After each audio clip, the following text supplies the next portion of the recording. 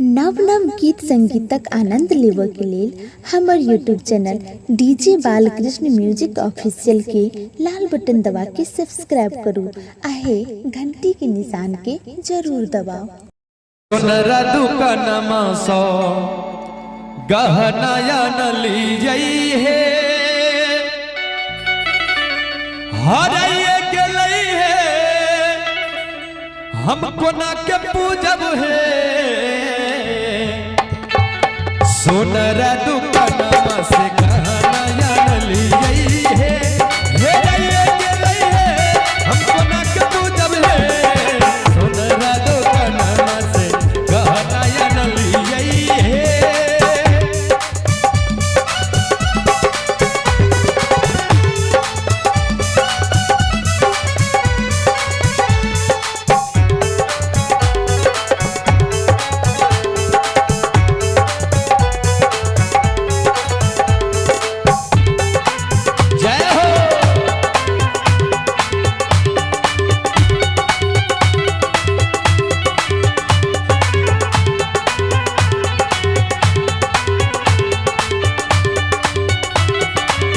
कुम्हारा दुकानमा से कलसा न लियई से हो कलसा टूट गे